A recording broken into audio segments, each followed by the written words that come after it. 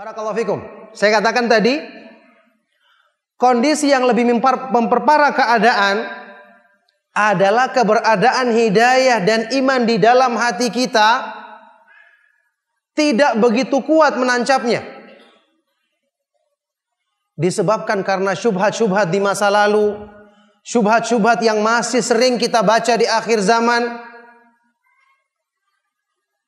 Ini semua menjadikan kita prihatin terhadap diri kita sendiri. Kalau mereka-mereka bisa menyimpang atau terkena penyimpangan tersebut, siapa yang menjamin diri kita tidak akan terkena penyimpangan tersebut?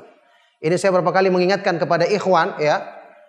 Satu penyakit, dan disinilah letak pandainya iblis dalam memperdaya manusia. Ketika dia mendapati sebagian orang sulit untuk diajak berbuat maksiat karena dia tahu kotornya perbuatan maksiat. Mendapati sebagian orang diajak untuk pengajian, diajak untuk berpaling dari pengajian, dia tetap menghadiri pengajian. Apakah syaitan kehabisan cara? Dia tidak kehabisan cara. Dia menggoda manusia justru dari sisi menampakkan kelebihan manusia tersebut.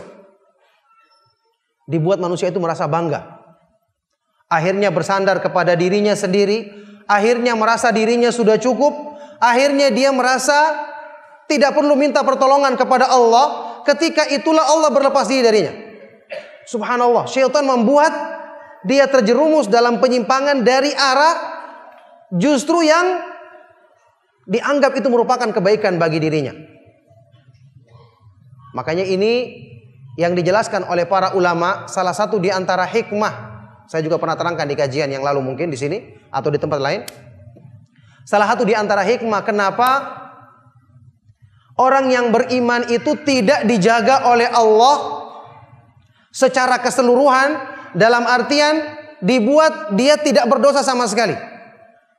Kita berpikir, kenapa orang yang beriman tidak dijaga saja supaya tidak perlu berbuat dosa? Kenapa hamba yang sudah meraih ketakwaan tetap juga kadang lalai terjerumus dalam dosa? Ternyata hikmah Allah tidak menghendaki hamba ini terjaga dengan 100%. Mesti ada lalainya. Supaya kenapa? Supaya menjadikan dia tahu kelemahan dirinya, tahu menisbatkan nikmat hidayah kepada Allah, tahu untuk selalu berlindung kepadanya dari kelemahan dirinya, dari tipu daya syaitan yang selalu menunggangi hawa nafsunya. Itu diantara hikmah daripada Allah subhanahu wa ta'ala menjadikan hamba-hamba yang beriman kadang-kadang terjerumus ke dalam perbuatan dosa. Karena kalau mereka tidak berbuat dosa, justru akan menjadikan mereka sombong. Dalam sebuah hadis yang hasan riwayat Al-Baihaqi dalam Syu'abul Iman, Rasulullah sallallahu alaihi wasallam pernah bersabda, "Lau lam tudhnibu la khasyitu alaikum ma huwa akbaru min dzalika al-ujbu al-ujbu."